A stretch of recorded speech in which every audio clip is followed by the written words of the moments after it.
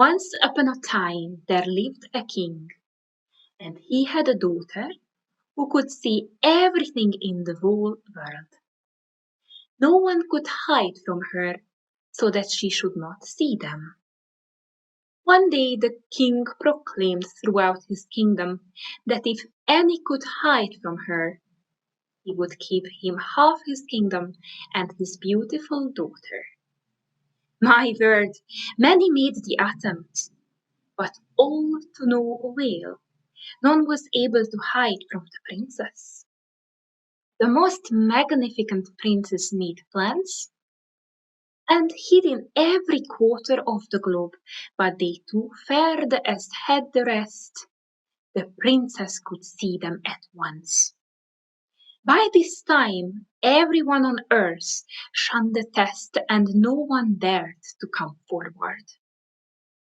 Well, one day, a young swineherd took it into his head that he would do it, so he said to his mother, "Now, mother, bake me some oatcakes and give me some bread and bacon for my bag, for I am going to see the king." "Do not go, my dear boy. You will not be able to hide either. See how many men's heads there are already on the king's porch, and yours will be there too if luck deserts you." "Do not worry, mother. Just prepare food for my bag." Well, she baked the oatcakes, put in the bread and bacon, and off went the swineherd. He walked and walked, and in passing a little lake he saw a tiny fish swimming there. "Well, my dear little fish, I will take you out of there, for this lake is drying up, and it will be all the same to you, and you may be of use to me." He caught the little fish and took from the sleeve of his felt coat a greasy cloth in which he wrapped it. Then he set off again and walked on. And as he was crossing hill and vale, he saw an eagle and a raven biting and rending one another so that sweat poured from them. The swineherd wished to know what was the cause of this great hullabaloo and made straight for them. "God grant you good day. Now, what are you doing? Why are you fighting so?" "What said you?" said the eagle. "Why indeed should we not fight? See, when our father died, he bequeathed us a pair of boots. Now we would like to divide it, but we simply do not know how.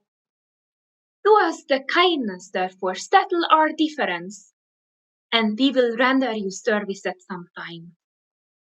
"Very well, I will do as you desire. Do you know what? You, friend eagle, fly to this hill here, and you, raven, to that hill there. Once you are both there, I will give you a shout. You both come flying here to me, and the one that arrives the sooner shall have the boots." And so they did. The eagle flew to the one hill, and the raven to the other. Then the swineherd gave a shout, and they flew like the wind contending together. The eagle reached the goal the sooner, and the boots were his. Again the swineherd went on his way.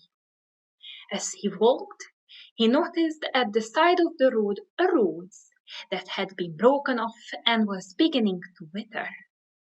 At that he stopped and said to it, "Now, my dear little rose, are you not withered? Shall I take you from here or shall I not? Well, I think I will. It may be that you will bring me good fortune." With that he set off again, and stuck the rose in the side of his head. Scarcely had he gone a stone's throw that suddenly the rose spoke. "Do you hear, friend swineherd? You have just saved my life, and I shall never forget. but plant me right in the middle of the princess's garden and water me every morning, and you shall see how beautiful I become. And I know, my God, you will no regret it. What else could the swineherd do but take the rose to the middle of the princess's garden and there plant it? Then he went in to greet the king. God grant you a fortunate good day, exalted lord and father. I have come to hide. Goodness, you have not yet undergone the test, and you already call me father. We shall see how well you can hide. The test lasts 3 days, and if you succeed, I shall give you my daughter and half my kingdom. But welcome, my dear boy. Take off your coat. Here is food and drink, and tomorrow you begin your task. With that wine and roast meat were set before him, and he was entertained like a farmer with 6 oxen. At dawn, as soon as it became light, the king roused the swineherd with the words, "Well, my lad, the time has come. Hide where you can." The lad put his coat over his shoulders and set out into the wide world. But to his great sorrow, he could not conceive of any place where the princess might not see him. So what was he to do? He went along the bank of the river Tisa. When he was tired, he lay down under a little bush. There at the water's edge many little fish were swimming up and down, and he took a piece of bread from his bag and threw it to them. At that more fish yet to come to the bank. Then he recalled that in the sleeve of his coat there was a little fish. So he took it quickly out, placed it on his palm, and lowered it into the water. Scarcely had the fish been in the water a blink or two of an eye, than it revived and vanished from his hand. There the lad sat, sorrowful and grieving, when suddenly out of the water rose a big fish, at least as big as an ox. The big fish looked around and greeted the swineherd. "A fortunate good day, friend swineherd. You have come to hide, have you not?" "Yes, indeed, friend fish, but to what purpose? I do not know whether anything will come of it." "Do not be downhearted. You have saved my life, and now I will help you in your turn. Do you know what? Come inside me, and I will carry you to the very depth of the Tista, and there perhaps the princess will not see you." So it was. The swineherd went into the fish, and they went down to the bottom of the Tista. There he lay and lit a long stemmed pipe. At 1 in the afternoon, after they had lunched, the king said to his daughter, "Daughter, look for the swineherd." The princess went out onto the porch and looked into the sun. He was not there. She looked into the wood. He was not there. She looked into the stone. He was not there. She looked into the water, and there saw him. "Look, father, we have never found a lad that hid like this." "What do you mean, daughter?" "Because the swineherd is sitting right in the middle of the Tista inside a fish, smoking a long stemmed pipe." "Well, I have never seen such a rascal." Then the fish brought the swineherd out. "Well, my friend, you have been seen. every trick is just as useless. Oh, the swineherd went home very sorrowful at having made one attempt without success. He had only 2 more days to live.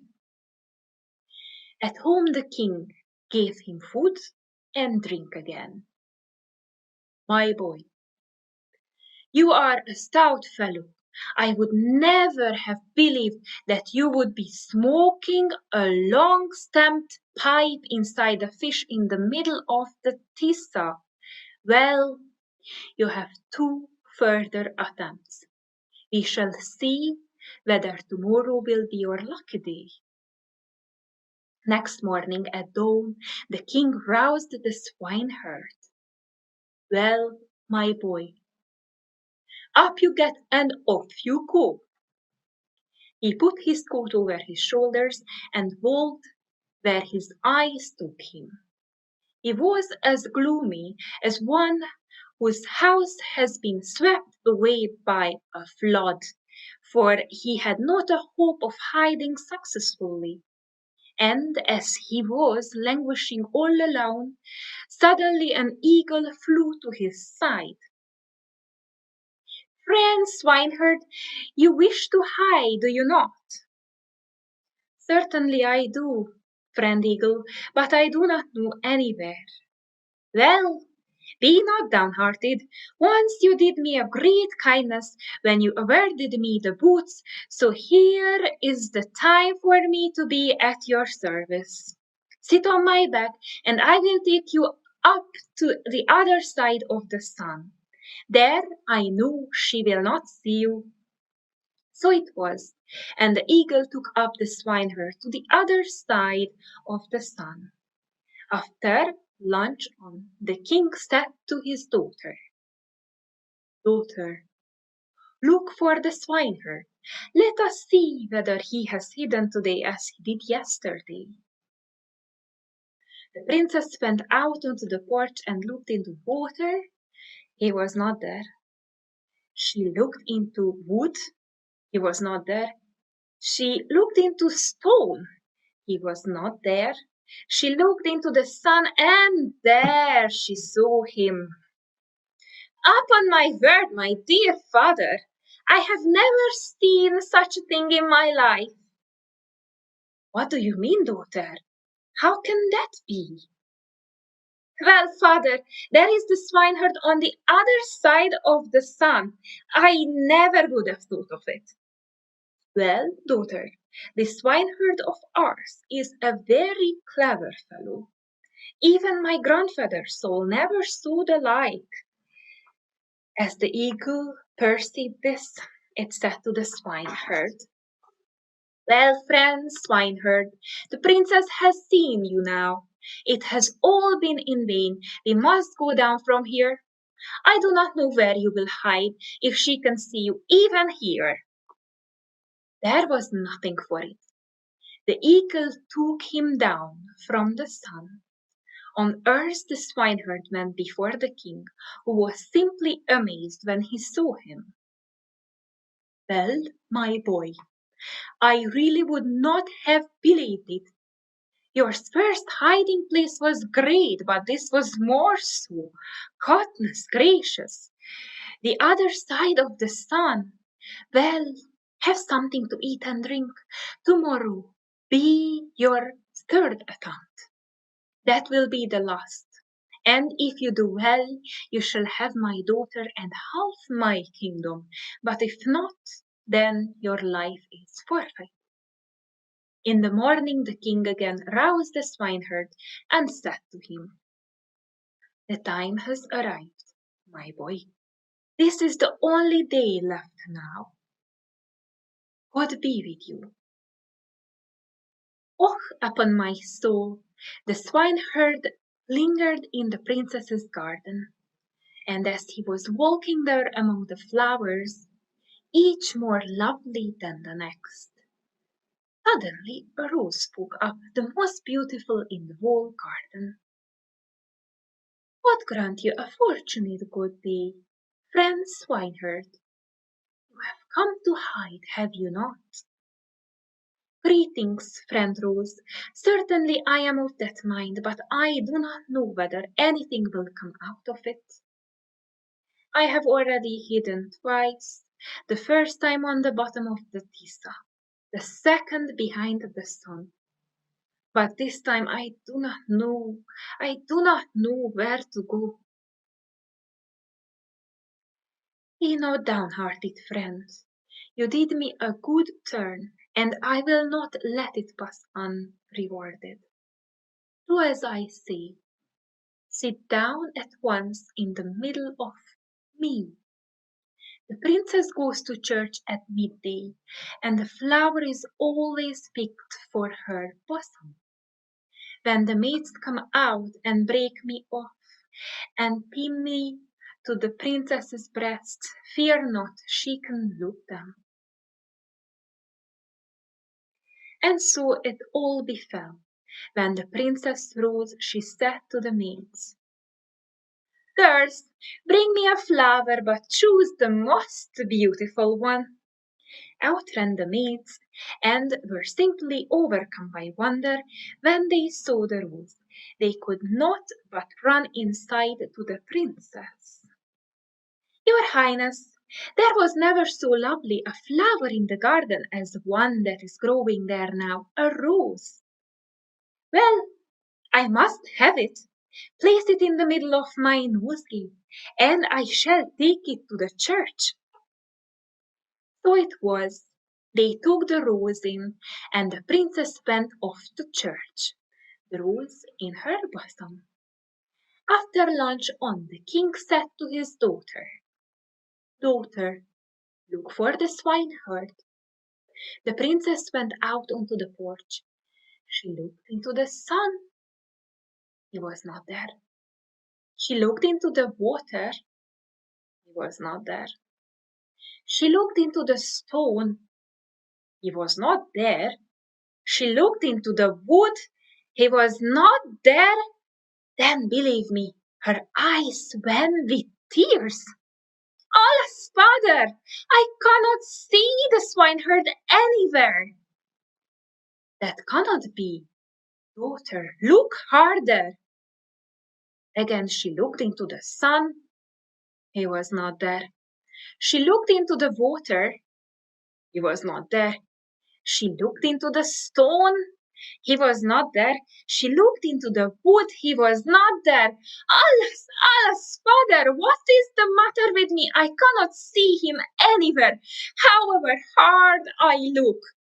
Well, keep looking, my child. It is in vain, father. My eyes are weeping tears of blood. I still cannot see him. But believe me, the swineherd was not slothful, but sprang out of the rose in the princess's bosom, and, much to her surprise, embraced and kissed her. Come, my heart, my beautiful love, you are mine, and I am yours. Well, you daring swineherd, said the king, you have won my daughter and half my kingdom. With that, a great wedding was held. They danced until dawn, and are still alive. They have not died.